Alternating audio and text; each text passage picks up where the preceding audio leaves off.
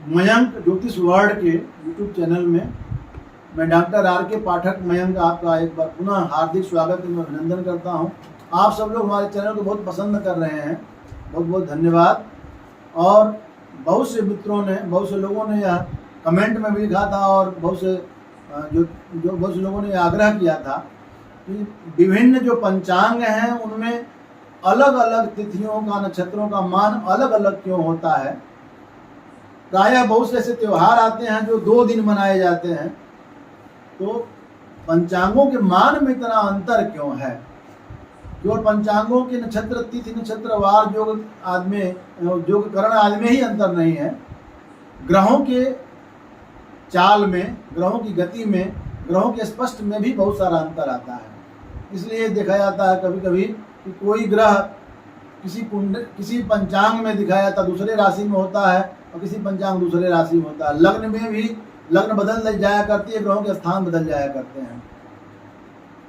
तो कैसे देखें, क्या करें, और पंचांगों में इतना अंतर क्या है, क्यों है। पंचांगों की शुरुआत, इस वीडियो में आपको बहुत जानकारियाँ मिलेंगी। पंचांगों की शुरुआत कैसे हुई, पंचांगों का इतिहास क्या है, पंचांगों में एकरूपता लाने के लिए भारत सरकार ने क्या प्रयास किए, पब्लिक सेक्टर में क्या प्रयास हुए, कौन कौन से मुख्य पंचांग निकलते हैं, और पंचांगों की अलग अलग गणित कौन सी होती है, और पंचांगों में इतना अंतर क्या है, क्या ये अंतर समाप्त हो सकते हैं या नहीं, इन सब के बारे में आपको जानकारी मिलेगी। वीडियो की स्किप बिल्कुल ना करिए। जानकारी के लिए, ज्ञान के लिए इस वीडियो को जरूर देखिए। इस वीडियो का बनाने का उद्देश्य हमारा मार्केटिंग नहीं है, ज्ञान प्राप्ति कराना है। ज्ञान यदि चाहते हैं तो पूरा वीडियो देखिए। हिंदू धर्म में अनेकों धार्मिक सांस्कृतिक त्योहार मनाए जाते हैं। आप जानते हैं पूरे वर्ष भर त्योहार चलते रहते हैं। इनकी गणना का संकलन पंचांगों में दिया रहता है। पंचांग क्या है, पंच अंग बराबर पंचांग, तिथि, वार, नक्षत्र, योग और करण के संयोग को ही पंचांग कहते हैं। तो इसके अतिरिक्त पंचांगों में सामाजिक, आर्थिक, धार्मिक क्रियाकलापों के लिए विभिन्न प्रकार के मुहूर्तों की आवश्यकता पड़ती है, उनका भी पंचांग में उल्लेख रहता है। परंतु प्राय देखने में आता है, मैंने कहा कि अलग अलग प्रदेशों से प्रकाशित होने वाले पंचांगों के तिथि, नक्षत्र, योग आदि के मान में इतना अधिक अंतर होता है कि एक ही त्यौहार अलग अलग प्रदेशों में अलग अलग दिन मनाए जाते हैं। इसी प्रकार से नक्षत्रों के, ग्रहों की गति के कारण एक ही स्थान पर एक ही समय पर बनाई गई जातक की बहुत सी कुंडली में भेद होता है, अंतर रहता है। इस कारण फलादेश प्रभावित होता है। ऐसे में सामान्य जनमानस और ज्योतिषियों में, कर्मकांडी पंडित लोगों में यह जानने की उत्सुकता रहती है कि आखिर पंचांगों के मान में इतनी भिन्नता क्यों है। एक ही शहर से छपने वाले पंचांग जो एक ही लैटीट्यूड, लॉन्गिट्यूड माने एक ही छान देशांतर से निकल रहे हैं, उनमें भी अंतर क्यों होता है। क्या इन पंचांगों के अंतर को समाप्त किया जा सकता है, क्या प्रयास होने चाहिए, क्या प्रयास किया गया, क्या भविष्य में इनमें एकरूपता संभव है, इसके महत्वपूर्ण चीज़ों को लेकर वीडियो बनाई गई है। सबका सम्यक विश्लेषण किया गया है। वास्तव में यदि आपकी ज्योतिष में रुचि है तो निश्चित रूप से थोड़ा समय निकाल कर वीडियो अवश्य देखें, पूरी जानकारी मिलेगी अगर वीडियो स्किप नहीं करेंगे तो। और ऐसी जानकारी किसी भी चैनल के वीडियो में उपलब्ध नहीं है। गूगल पर भी सर्च करेंगे तो ये जानकारी आपको नहीं मिलेगी, इसलिए थोड़ा समय निकालिए और वीडियो जरूर देखिए। आइए सबसे पहले जानते हैं पंचांग क्या है, इसकी उपयोगिता क्या है। पंचांग का शब्द का शाब्दिक अर्थ है 5 अंगों वाला या 5 अंगों का समूह। कहा गया है तिथिर्वासर नक्षत्राः योगः करणम् एवच एतैः पंचभिरंगैः संयुतम पंचांगम उच्यते। अर्थात तिथि, वासर यानी वार, नक्षत्र, योग और करण, इन 5 अंगों का संयोग ही पंचांग कहलाता। पंच धन अंग बराबर पंचांग। उपरोक्त परिभाषा और अर्थ बहुत संकुचित है, क्योंकि आजकल के पंचांग में केवल तिथि, नक्षत्र, वार, योग, करण का ही उल्लेख नहीं होता। केवल आजकल के पंचांग केवल तिथि, वार आदि के पत्रक न होकर के व्रत, पर्व, त्योहारों के निर्णायक, ग्रहों के उदयस्त का ज्ञान कराने वाला, ग्रहों के गोचर आदि का दर्शक, कालमान का प्रगणक, संवत्सर आदि आधारित भविष्य फल मन राशिफल का भी प्रतिपादक है। नित्य नैमित्तिक योग, मुहूर्त आदि का निर्माता भी है। वाराणसी आदि से निकलने वाले 40 से 50 पेज के पंचांग भी गागर में सागर भरे रहते हैं और पूरे वर्ष के महत्वपूर्ण त्योहारों, मुहूर्त आदि की जानकारियाँ इनसे आपको प्राप्त होती रहती हैं। पंचांग एवं मुहूर्त को एक दूसरे का पूरक माना गया है। पहले मुहूर्त को अलग माना जाता था, लेकिन पंचांग के बिना चूंकि मुहूर्त निकालना संभव नहीं है और मुहूर्त शास्त्र के अभाव में पंचांग की उपयोगिता भी बहुत सीमित है, इसलिए इनको एक दूसरे से के पूरक हैं, अन्योन्याश्रित हैं, इसलिए एक दूसरे से पृथक होने पर भी इनका एक साथ पंचांगों में अध्ययन एवं संकलन किया जाता है। तो पंचांग के 5 अंग एक साथ विकसित नहीं हुए, अलग अलग समय विकसित हुए। कैसे हुए मैं बताता हूँ। ये अलग अलग जो है वह पंचांग अलग अलग शताब्दी में भी अलग अलग 7वीं शताब्दी में पंचांग के रूप में एकीकृत हुए थे। तिथि और नक्षत्र का प्रादुर्भाव वेदांग ज्योतिष काल लगभग 15वीं शताब्दी ईसा पूर्व में हो चुका था। मैं इतिहास बता रहा हूँ आपको। अथर्व ज्योतिष में करण का उल्लेख 200 से 100 ईसा पूर्व में मिलता है। वार का उल्लेख 500 से 300 ईसा पूर्व के मध्य माना जाता है। इस प्रकार ईसा पूर्व 300 वर्ष के लगभग में पंचांग के 4 अंगों का वर्णन प्राप्त होता है। शंकर बालकृष्ण दीक्षित की मान्यता के अनुसार 7वीं शताब्दी में योगों का उद्भव, योग प्रारंभ हुए। इस प्रकार पंचांग बने और बराहमिहिर जो बहुत नामी नाम है ज्योतिष के क्षेत्र में, बराहमिहिर के बाद ही पंचांगों का नामकरण हुआ। बाद के ग्रंथों में पंचांग के अंतर्गत राशि को भी सम्मिलित करके षडांग के रूप में मान्यता मिलने लगा। अर्थात जो है वह पंचांग पहले थे, लेकिन बाद में जो है वह क्या कहते हैं, ये षडांग हो गया जब उसको राशि सम्मिलित किया गया। और कालांतर में लग्न और नवांश को भी सम्मिलित करके सप्तांग के रूप में भी स्वीकार किया गया था, लेकिन वर्तमान में इसका नाम पंचांग ही है, यही अधिक लोग जानते हैं।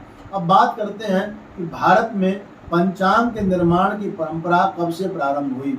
वर्तमान समय में आप देखते हैं देश के सभी भागों में प्रकाशन पंचांग का होने लगा है। यह कहना कठिन है कि इस परंपरा का विकास कब से प्रारंभ हुआ, परंतु प्राप्त जो साक्ष्य हैं उनके आधार पर 12वीं से 13वीं शताब्दी के मध्य पंचांग निर्माण की परंपरा का प्रारंभ हुआ। अर्थात 12वीं से 13वीं शताब्दी के मध्य में पहले पंचांग बनने शुरू हुए, लेकिन पहले बहुत कम इनका प्रचलन था।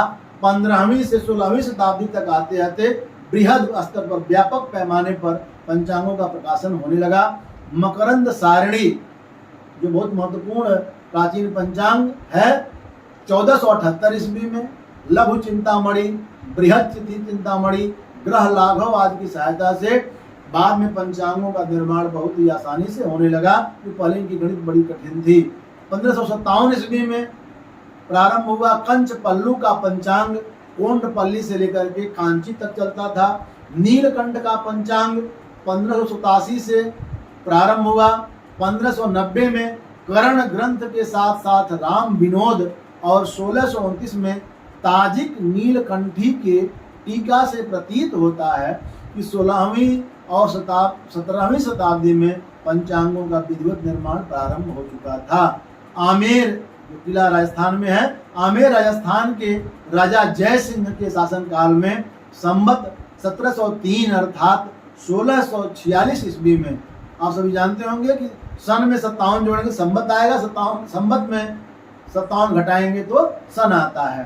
तो जयसिंह के शासनकाल में संवत 1703 अर्थात 1646 ईस्वी में राम विनोदी पंचांग का निर्माण प्रारंभ हुआ। इसके गणितकर्ता रघुपति श्रीमाली थे।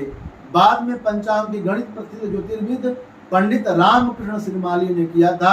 उन्हीं के निर्देशन में सवाई जय सिंह के समय में जयपुर वेधशाला में जंतर मंतर जहाँ है वहाँ राम यंत्र का निर्माण किया गया था, जिसके बाद उनके वंशजों के द्वारा यह पंचांग प्रकाशित होता रहा और रघुपति श्रीमाली का वंश जो है वह लगभग 370 वर्षों से इस पंचांग का प्रकाशन कर रहा है।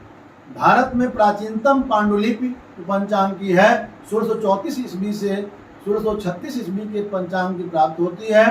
तेलुगु लिपि में लिखे गए पंचांग 19वीं शताब्दी में मैसूर आदि में प्रचलित पंचांगों की तरह ही हैं।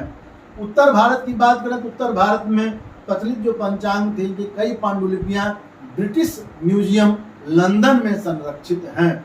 वहाँ विक्रम संवत 1841, 1864 और 1866 का पंचांग है। यह सभी पंचांग हस्तलिखित हैं, प्रिंटेड नहीं है, हाथ से लिखे हुए हैं। भारत में हालांकि प्रिंटिंग प्रेस का प्रारंभ 1556 ईस्वी में हो गया था, परंतु इसका प्रिंटिंग प्रेस का व्यापक उपयोग 18वीं शताब्दी के उत्तरार्ध में देखा जाता है। यही कारण है कि पहले जो पंचांग इसके बने हस्तलिखित होते थे और 18वीं शताब्दी के अंतिम दशकों में ही पंचांगों की छपाई प्रारंभ हुई।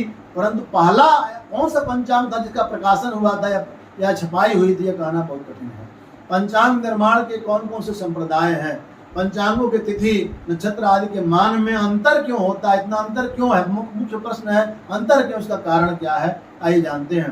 प्रश्न उठता है कि विभिन्न पंचांगों में तिथि नक्षत्र योग आदि के मान में इतना अधिक अंतर क्यों रहता है। इसका कारण यह है कि पंचांग के निर्माण की जो गणित है, उसका जो आधार है या जो उसका सिद्धांत है, वह तंत्र या करण ग्रंथ होता है। माने पंचांग जो तिथि वार नक्षत्र योग करण की आदि की गणना होती है, या पंचांगों में जो ग्रहों की चाल आदि की गणना होती है, उसका जो आधार होता है वह तंत्र या करण ग्रंथ होता है। उसके आधार पर अलग अलग गणितीय प्रक्रिया अपनाई जाती है। और भारत में पंचांग निर्माताओं के जो वर्तमान में जो प्रचलित जो पंचांग की गणित हैं, जो 5 संप्रदाय हैं। पहला है सौर मत या सौर पक्ष संप्रदाय। तो सौर मत या सौर पक्ष के अंतर्गत पंचांग का जो गणित होता है वह सूर्य के सिद्धांत से किया जाता है। सूर्य सिद्धांत से इसकी गणित होती है, क्योंकि सौर का मतलब सौरमंडल से है। तो सौर पक्ष का जो गणित प्रक्रिया है वह सूर्य सिद्धांत पर आधारित है। इसके पहले मतलब मूल जो सिद्धांत था सूर्य सिद्धांत ही प्रचलित था। वर्तमान में प्रचलित सूर्य सिद्धांत के इस पक्ष के लोग इसकी गणित किया करते हैं, अर्थात वह एक मत ये हो गया। दूसरा है आर्ष या आर्य मत। जिन पंचांगों में आर्यभट्टियम, करण प्रकाश आदि ग्रंथों से गणित किया जाता है, वे आर्ष या आर्य के पंचांग हैं। दक्षिण भारत के त्रावणकोर, मालाबार, कर्नाटक, तमिलनाडु आदि क्षेत्रों में इन्हीं आर्ष या आर्य मत वाले पंचांगों का प्रचलन है। इनकी गणित जो होती है वो आर्यभट्टियम, करण प्रकाश आदि ग्रंथों से किया जाता है। तीसरा है ब्राह्म मत या ब्राह्म पक्ष पंचांग।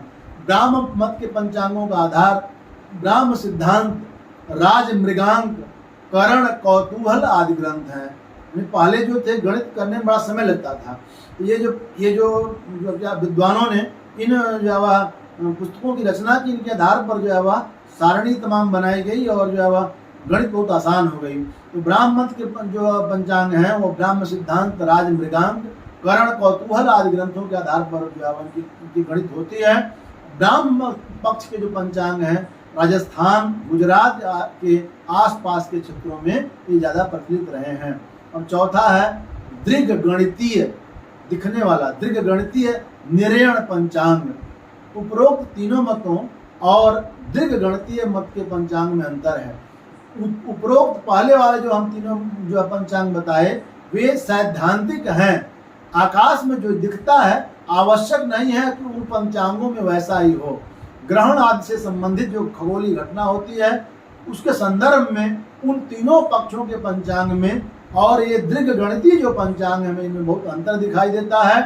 दृघ गणितीय पंचांग में 9 वर्ष मान को बनाया जाता है, लेकिन इसमें अन्य खगोलीय घटनाओं के विषय में वही सूचना होती है जो आकाश में दिखाई देती है, इसलिए बोलते हैं दृघ गणितीय बोलते हैं। दिखेगा वही जो है गणित में लिखा जाएगा। तो दृघ गणितीय निर्माण पंचांगों का आरंभ 1865 ईस्वी के आसपास माना जाता है। कैरो, लक्ष्मण छत्रे एवं आबा साहब पटवर्धन ने 1865 ईस्वी में दृघ गणितीय पंचांग को पहली बार मुंबई से प्रकाशित किया था। 1869 ईस्वी में मद्रास से रघुनाथ आचार्य ने दृघ गणितीय पंचांग का निर्माण प्रारंभ किया। बापूदेव शास्त्री ने 1876 ईस्वी में काशी से गणितीय पंचांग प्रारंभ किया। काशी जो आज का एक जो पूरे भारत का एक महान जो केंद्र है पंचांगों का, वहाँ पर दृघ गणितीय पंचांग की शुरुआत 1876 से होती है। 1890 में बंगाल से माधव चंद्र चट्टोपाध्याय ने विशुद्ध सिद्धांत पंजिका का प्रारंभ किया। वर्तमान में जो दीर्घ गणितीय निर्णय पंचांग हैं ये भारत में सबसे अधिक प्रचलित है। मान भारत में जितने ज़्यादा पंचांग बनाए जाते हैं उनमें सबसे अधिक दीर्घ गणितीय पंचांग भी होते हैं। ये पंचांग जो है वह तिथि, ग्रहचार, ग्रहण आदि के संबंध में द इंडियन एस्ट्रोनॉमिकल एफेमेरीज पर आधारित होते हैं। पुनः सुनिए, यह तिथि, ग्रहचार, ग्रहण आदि के संबंध में जिनकी गणना होती है द इंडियन एस्ट्रोनॉमिकल एफेमेरीज पर आधारित होते हैं। आधुनिक पंचांगकर्ताओं ने खगोलीय घटनाओं पर आधारित एफेमेरीज सॉफ्टवेयर बनाया है, उसी के आधार पर पंचांगों का निर्माण आरंभ कर दिया है। इससे बहुत गणित आसान हो जाती है। अब आते हैं पांचवा जो लास्ट है वह है सायन पंचांग। आप देखते हैं कि सायन सूर्य अलग होता है, निर्यण सूर्य अलग होता है। 14 या 15 या 16 तारीख में सूर्य अपनी राशि को बदलता है, लेकिन सायन पंचांग में 22 तारीख के आसपास सूर्य अपनी राशि को बदलता है। तो आप देखते होंगे कि कभी कभी आप राशिफल पढ़ते हैं तो कहीं लिखा रहता है 21 मई से 20 जून तक मिथुन राशि, तो सूर्य राशि पर आधारित होता है। तो सायन पंचांग में 21 से 22 के आसपास ही सूर्य की जो राशि बदलती, संक्रांति बदलती है। तो सायन पंचांग के अंतर्गत ग्रहचार, सूर्य, संक्रांति, नक्षत्र आदि की स्थिति जो होती है वही होती है जो सायन भचक्र में वास्तव में उनकी स्थिति होती है। भचक्र माने पूरा चक्र 360 डिग्री का। इसमें जो होता है अयनांश को शून्य माना जाता है, उसी पर गणना होती है। वर्षमान जो होता है वो सायन सौर वर्ष होता है, निर्यण सौर वर्ष न करके सायन सौर वर्ष होता है। यही कारण है कि त्योहारों एवं ऋतुओं में संबंध बना रहता है। सायन पंचांग आधुनिक एफेमेरीज एवं नाटिकल अलमानक पर आधारित होते हैं। भारत में सायन पंचांग, भारत में सायन पद्धति के जो पंचांग हैं उनका बहुत अभाव है। 19वीं सेंचुरी में महाराष्ट्र से 1884 ईस्वी से सायन पंचांग छपने लगा था, लेकिन इसमें बहुत प्रगति नहीं हुई। वर्तमान में आचार्य दार्शनिक लोकेश के द्वारा ग्रेटर नोएडा से श्री मोहन कृति आर्थ तिथि पत्रकम नामक सायन पंचांग 2007 से प्रकाशित किया जा रहा है, लेकिन इसका ज़्यादा प्रचलन नहीं है, ज़्यादा इसका उल्लेख नहीं है। अब बात करते हैं पंचांग निर्माण में सहायक ग्रंथ कौन से लगे, संक्षिप्त परिचय जानते हैं। पंचांग का निर्माण सिद्धांत तंत्र अथवा करण ग्रंथों के आधार पर किया जाता है। जिस ग्रंथ में ग्रह साधन सृष्टि के आदि से लिया जाता है उसे सिद्धांत ग्रंथ कहते हैं, और जिस ग्रंथ में युग आदि से ग्रह साधन किया जाता है उसे तंत्र ग्रंथ कहते हैं। ये अंतर है। जिस ग्रंथ में किसी तिथि विशेष से ग्रह साधन किया जाता है उसे करण ग्रंथ कहते हैं। प्रतिवर्ष आप जानते हैं 360 तिथि, 360 नक्षत्र, 360 योग और 720 करण होते हैं। उनकी गणना दुस्साध्य कार्य है, कठिन कार्य है, बहुत मेहनत का कार्य है। इस कार्य में सरलता एवं सहायता के लिए सारणी में जो पुस्तकों पर आधारित ग्रंथों का निर्माण हुआ, इन ग्रंथों से पंचांग निर्मित किए जाने लगे। इन ग्रंथों का निर्माण आरंभ में गुजरात, महाराष्ट्र और राजस्थान में हुआ था। कुछ प्रमुख सहायक ग्रंथ जो है उनका नाम इस प्रकार है। ग्रह गणित गुजरात में लिखा गया था, इसका प्रारंभ 20 मार्च 1132 में हुआ था। लघु केचर सिद्धि जिसकी रचना श्रीधर ने की थी, यह ब्राह्मण पक्षीय है। इसका युगारंभ 20 मार्च 1227 है। उपरोक्त के अतिरिक्त लक्ष्मीधर द्वारा रचित शीघ्र सिद्धि, महादेव द्वारा रचित महादेवी और तिथि कामधेनु, सुमिश्र द्वारा रचित दैव वल्लभ, काशी में रचित मकरंद, गणेश की तिथि चिंतामणि, नरसिंह की ग्रह कौमुदी, रामदेव का राम विनोद, कल्याण का तिथि कल्पद्रुम, नागेश का ग्रह प्रबोध, देवदत्त का ग्रह प्रकाश, आप देव का खेत तरंगिणी, जगन्नाथ सम्राट का जय विनोद सारणी आदि प्रमुख हैं। आधुनिक समय में पंचांग निर्माण में जो सहायक ग्रंथ निरंतर प्रयोग में लाए जाते हैं उनमें ज्योतिर्गणित, केतकी ग्रह गणित, बैजंती पंचांग गणित, केतकी परिशिष्ट, भारत भूमंडल सूर्य ग्रहण, सौरार्य ब्राह्म तिथि गणित, निर्मल चंद्र लाहिरीकृत पंचांग दर्पण आदि प्रमुख हैं। अब आप सोच रहे होंगे कि पंचांगों में जो इतना अंतर है, क्या इनको एक रूपता लाने का प्रयास हुआ कि नहीं हुआ है? तो जैसा कि हम पहले उल्लेख कर चुके हैं, जगह जगह से प्रकाशित अलग अलग पंचांगों में बड़ा अंतर रहता है। इन पंचांगों के अंतर को दूर करने का प्रयास हुआ है। पहले हम बात करेंगे स्वतंत्रता से पूर्व का प्रयास। पंचांगों के अंतर को समाप्त करने के लिए स्वतंत्रता से पूर्व और स्वतंत्रता के बाद में कई प्रयास किए गए थे। 1904 ईस्वी में मुंबई सेमिनार हुआ, 1917 में पुणे सेमिनार हुआ, 1919 में सांगली सेमिनार, 1926 में पुणे सेमिनार और 1929 में इंदौर प्रवर्तक समिति के सेमिनार आयोजित हुए थे। इन सेमिनारों में पंचांगों में एकरूपता और दीर्घगणितीय पंचांग के समर्थन में आंदोलन को बढ़ावा मिला था। स्वतंत्रता की प्राप्ति के बाद भारत सरकार के प्रयास हुए कि पंचांग और कैलेंडर में एकरूपता लाने के लिए, उन्हें शुद्ध करने के लिए भारत सरकार ने सबसे पहले 1955 में पंचांग सुधार समिति बनाई। इसमें पंडित जवाहरलाल नेहरू जो प्रथम प्रधानमंत्री थे, उन्होंने भारत का स्वयं का कैलेंडर बनाने और देश भर में प्रचलित कैलेंडर में एकरूपता लाने की दृष्टि से पहल की और उनके निर्देश पर भारत सरकार की वैज्ञानिक एवं औद्योगिक अनुसंधान परिषद में पंचांग सुधार समिति का गठन 1952 में प्रोफेसर मेघनाथ शाह की अध्यक्षता में किया गया था। इसमें professor AC Banerjee, doctor KL दफ्तरी, श्री गोरख प्रसाद, प्रोफेसर RB वैद्य आदि सम्मिलित थे। प्रोफेसर SN बोस को सचिव बनाया गया। बाद में उनके स्थान पर श्री NC लाहिरी को सचिव बनाया गया। समिति ने उस समय प्रचलित लगभग 60 पंचांगों का अध्ययन किया और पाया कि इनमें बहुत सा अंतर है, इसलिए उन्होंने राष्ट्रीय शक कैलेंडर के निर्माण किया, जिसमें महीनों के नाम चैत्र, वैशाख आदि रखे गए और वर्षांत या संवत के लिए शक संवत को आधार बनाया गया। चंद्र वर्ष एवं सूर्य वर्ष के अंतर को समाप्त करने के लिए पहली बार लीप ईयर का प्रयोग हुआ। चौथे साल फरवरी जो है 29 दिन की होती है, 366 दिन हो जाता है। लीप वर्ष की व्यवस्था उस समय की गई। प्रमुख पंचांग एवं कैलेंडर में तिथि, नक्षत्र आदि का प्रारंभ समाप्ति समय भारतीय मानक में लिखने का प्रारंभ हुआ। भारत में हिंदी, असमी, बंगाली, गुजराती, अंग्रेजी, मलयालम, मराठी, तमिल, तेलुगु, संस्कृत, उर्दू आदि भाषाओं में राष्ट्रीय पंचांग प्रकाशित होने लगे। भारत का जो मानक स्थान स्टैंडर्ड टाइम है वह 82:30 उसी समय लिया गया और जो है वह 23:11 अक्षांश माना गया और 21 मार्च 1956 को एनांस जो भारत का है वह 23:15:00 घोषित किया गया। इसके बाद 1986 में भारतीय पंचांग एवं खगोल विज्ञान पर आधारित समीक्षा समिति 1986 बनाई गई, जिसने अपना रिपोर्ट पंचांग निर्माताओं से पूछ करके 1988 प्रस्तुत किया। 25 से 27 अप्रैल 1994 में पंचांग निर्माताओं एवं पंचांग विदों का राष्ट्रीय सेमिनार नई दिल्ली में आयोजित हुआ। इसमें डॉक्टर BV रमन अध्यक्ष थे और लाल बहादुर शास्त्री राष्ट्रीय संस्कृत विद्यापीठ के उपकुलपति डॉक्टर मंडन मिश्र जो बड़े विद्वान माने जाते हैं वो उपाध्यक्ष थे।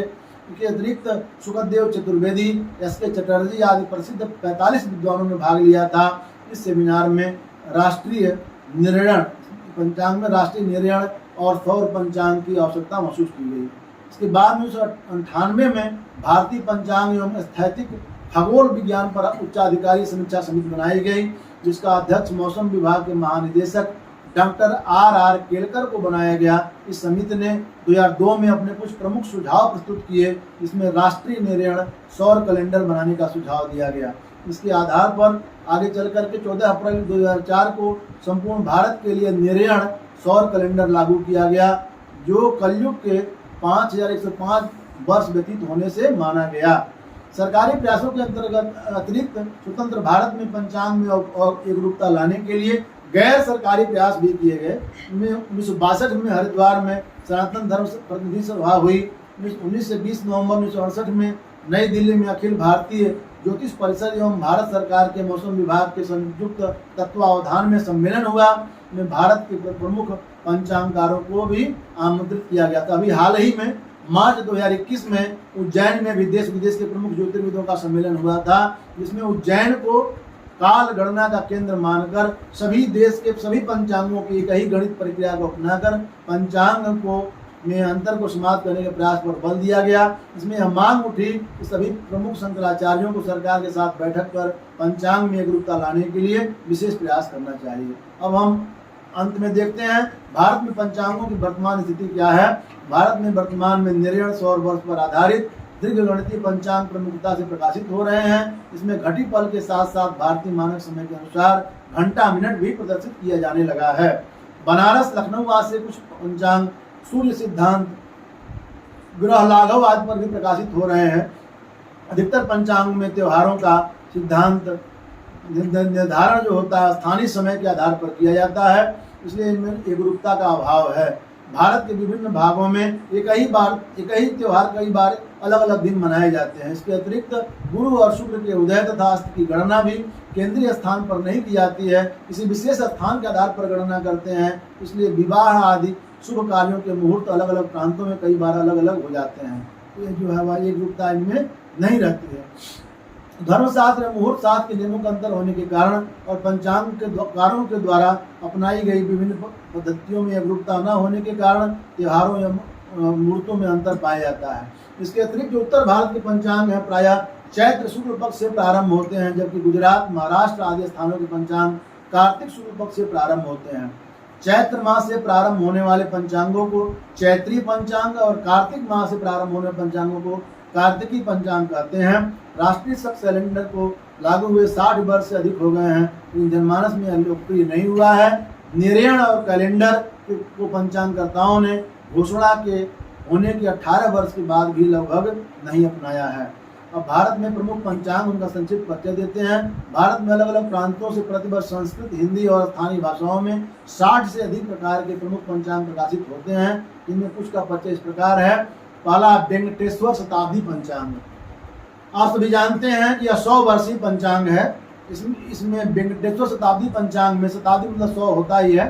इसमें विक्रम संवत 2001 से 2100 तक अर्थात सन 1944 से आने वाले 2044 तक का दैनिक पंचांग दिया गया है। लगभग 1500 पृष्ठों की यह कालजयी रचना पंडित ईश्वर दत्त शर्मा नवलगढ़, पंडित बंशीधर शर्मा सिमारला आदि पंचांगकर्ताओं ने किया है। इस पंचांग में प्रथम 15 वर्षों की जो गणित है वो ग्रह लाघव से हुआ है। उसके बाद की जो गणित है केतकीय ग्रह गणित एवं केतकीय ज्योतिर्गणित आदि दीर्घ गणितीय पंचांगों से किया गया है।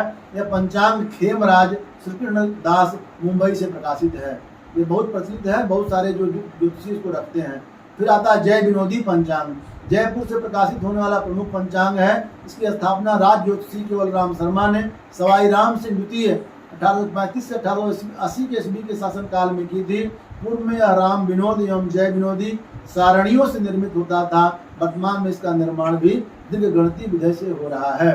तीसरा है विश्व पंचांग, जिसके आधार पर बहुत सारे सॉफ्टवेयर बनते हैं, बहुत सारे ऑनलाइन कुंडली आप निकालते हैं, विश्व पंचांग से बनते हैं। बनारस हिंदू विश्वविद्यालय द्वारा प्रकाशित ये पंचांग सूर्य सिद्धांत पर आधारित है। इसकी स्थापना पंडित मदन मोहन मालवीय की प्रेरणा से 1926 में हुई थी। पंडित राम यत्न ओझा आदि विद्वानों ने इसे प्रारंभ किया। यह बीएचयू के संस्कृत विद्या धर्म विज्ञान संकाय के अध्यक्ष के संपादन में प्रतिवर्ष प्रकाशित होता है। फिर उसके बाद आता है ऋषिकेश पंचांग। इसे काशी विश्वनाथ का पंचांग भी कहते हैं। मकरंद सारणी एवं ग्रह लाघवी गणित पर आधारित यह पंचांग वाराणसी से प्रकाशित होने वाला प्रमुख पंचांग है। इसकी स्थापना पंडित ऋषिकेश उपाध्याय ने की थी। वर्तमान में इसका प्रकाशन पंडित शिव मूर्ति उपाध्याय के द्वारा किया जा रहा है। इसके बाद महावीर पंचांग बहुत प्रसिद्ध है और लोगों में लोकप्रिय भी है, क्योंकि सरल होता है। तो पंडित ऋषिकेश पांडे द्वारा रचित महावीर पंचांग वाराणसी से प्रकाशित होने वाला प्रमुख पंचांग है। इसके प्रधान संपादक रामेश्वर नाथ ओझा एवं श्रीमती कांति ओझा हैं। इसका प्रकाशन 1943 ईस्वी में अनंत विभूषित दिव्य आत्मा स्वामी करपात्री जी महाराज के आशीर्वाद से प्रारंभ हुआ था। वर्तमान में ज्योतिष सीखने वाले विद्यार्थियों में अभी बहुत प्रचलित है। फिर आता पंचांग दिवाकर, जो पूरे देश में इसका उपयोग होता है। जालंधर से प्रकाशित पंचांग दिवाकर की स्थापना 1875 में हुई थी।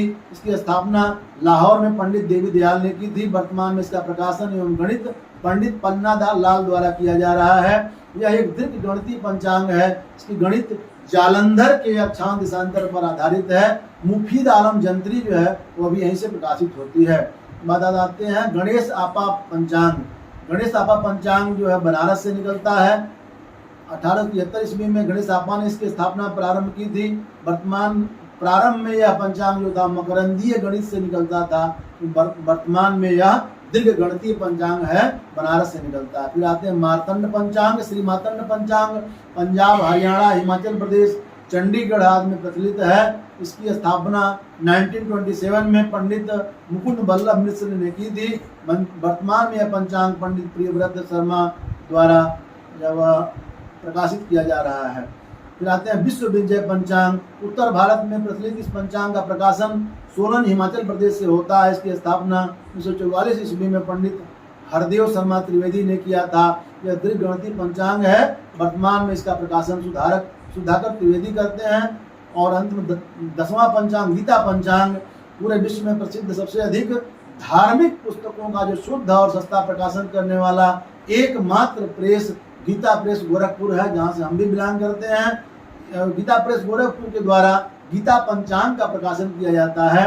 इस पंचांग की स्थापना पंडित सीताराम झा द्वारा 1958 ईस्वी में की गई थी। इस पंचांग में सूर्य सिद्धांती पद्धति से तिथि आदि की तथा दृक सिद्धांत से गणित से ग्रहों के उदयस्त की गणना का प्रदर्शन किया जाता है। इसके अतिरिक्त जो प्रमुख पंचांग हैं उनमें जालंधर से प्रकाशित मुफीद आलम जंत्री, काशी से प्रकाशित पंडित गणेश दत्त ज्योतिर्विद पंचांग, श्री वल्लभ मणिराम पंचांग, निर्णय सागर चंड मार्तंड पंचांग, संदेश प्रत्यक्ष पंचांग, श्रीधरी श्री चंडास पंचांग, जगन्नाथ मंदिर पंजिका, गौड़िया वैष्णव पंजिका, काल पुरुष पंजिका, विशुद्ध सिद्धांत पंजिका, उड़ीसा को कोहिनूर पंजिका, जन्मभूमि पंचांग, श्री बापू मशहूर राष्ट्रीय जंत्री, दिल्ली का राजधानी पंचांग, श्री ब्रजभूमि पंचांग, करौली राजस्थान का शिव विनोदी मदन मोहन पंचांग, दिल्ली का आर्यभट्ट पंचांग, इस पर आर्यभट्ट की सॉफ्टवेयर बना है, आदि प्रमुख हैं। इसके अतिरिक्त एस्ट्रो रिसर्च ब्यूरो कोलकाता से प्रकाशित जो एनसी लाहिड़ी का पंचांग है, इसके द्वारा जो है वह सॉफ्टवेयर भी बनाए गए हैं और इसकी स्थापना लाहिरी इंडियन एफेमेरीज भी उल्लेखनीय हैं और उनके द्वारा बहुत सारे जो है ऑनलाइन जो ज्योतिष के सॉफ्टवेयर भी विकसित किए गए हैं। पाराशर लाइट भी इनमें से एक है। अब अंत में हम इस निष्कर्ष पर पहुंचते हैं, उपरोक्त विस्तृत विवेचन से स्पष्ट है कि पंचांगों में अंतर का कारण जो है वह प्रमुख पंचांगों में अपनाई जाने वाली अलग अलग गणित प्रक्रिया का होना है। साथ ही विभिन्न पंचांगों में तिथि नक्षत्र आदि के मान की गणना स्थानीय अक्षांश सिद्धांतर के कारण होने के कारण पंचांगों के मान में बहुत अंतर होता है। पूर्व में और वर्तमान में किए गए प्रयासों के परिणाम स्वरूप पंचांगों में अंतर पहले बहुत ज़्यादा था, कुछ कम हुआ है, परंतु अभी इस पर बहुत सा कार्य करने की आवश्यकता है। पंचांगों के महत्व को बनाए यदि हम रखना चाहते हैं तो पूरे देश में त्योहारों को मनाए जाने की एकरूपता के लिए ज्योतिष के गणित पक्ष पर आधारित कुंडली निर्माण में ग्रहों एवं नक्षत्रों के निर्माण एवं स्पष्ट के अंतर को समाप्त करने के लिए पूरे भारत में सभी पंचांगों में एक ही गणित प्रक्रिया अपनाने की जरूरत है, चाहे वह निर्यण हो, सायन हो, दीर्घ गणितीय हो, ग्रह लाघव हो, सूर्य सिद्धांत हो, इन पांचों में से किसी की एक को अपनाने की जरूरत है। इसके लिए क्या करना है, ऐसे काम होगा नहीं। सब लोग कहते हैं कि हमारी गणित अच्छी है, हमारी गणित अच्छी है। बहुत बार सम्मेलन हुए, सारे पंचांगकर्ता एक मत पर निर्णय आते नहीं हैं। इसलिए भारत सरकार द्वारा यह चाहिए कि सभी पंचांगकारों और प्रमुख ज्योतिर्विदों को एकत्रित करके समयबद्ध तरीके से पंचांगों में एकरूपता लाई जाए, नहीं तो विभिन्न विद्वानों में अलग अलग मत के कारण, आपसी मतभेद के कारण और अपने गणित को दूसरे के गणित से अच्छा और बेहतर बताने के कारण पंचांगों में एकरूपता लाना बहुत ही कठिन कार्य है। ज्योतिष के सभी विद्यार्थियों और विद्वानों को भी आप सबको एक मत से प्रयास करने की आवश्यकता है, तभी यह कार्य संभव हो पाएगा। सभी लोग आवाज उठाएं। मेरे मतानुसार वर्तमान में अधिकतर दीर्घ गणितीय सिद्धांत के आधार पर ही पंचांगों का निर्माण हो रहा है। इसलिए पूरे भारत में यदि दीर्घ गणितीय निर्माण के सिद्धांत के आधार पर ही पंचांग निर्माण किए जाएं तो निश्चित रूप से सफलता मिल सकती है, पूरे देश में एकरूपता आ सकती है। इतना लंबा वीडियो देखने के लिए आपका बहुत बहुत धन्यवाद। ये वीडियो उन लोगों ने जरूर पूरा देखा होगा जिनको ज्योतिष की गणित समझनी है, पंचांगों में अंतर समझना है। जरूर आपको यह आशा नहीं, पूर्ण विश्वास है यह ज्योतिष में रुचि लेने वाले विद्यार्थियों के लिए, ज्योतिर्विदों के लिए और आम जनमानस के लिए भी यह वीडियो बहुत उपयोगी सिद्ध होगी। इसके आधार पर आपके मस्तिष्क में चल रहा प्रश्न काफी हद तक हल होगा कि विभिन्न पंचांगों में इतना अंतर क्यों है, विभिन्न पंचांग अलग अलग पर्व, अलग अलग त्योहारों को अलग अलग दिन मनाने के लिए निर्देशित क्यों करते हैं। वीडियो को लाइक करके कमेंट करें और ज्योतिष के जिज्ञासुओं में शेयर भी करें। चैनल को सब्सक्राइब करना, बेल आइकन प्रेस करना ना भूलें। बहुत बहुत धन्यवाद। फिर किसी अलग वीडियो में आपसे मुलाकात होगी। मैं डॉक्टर आर के पाठक महंत आपसे विदा लेता हूँ। बहुत बहुत धन्यवाद।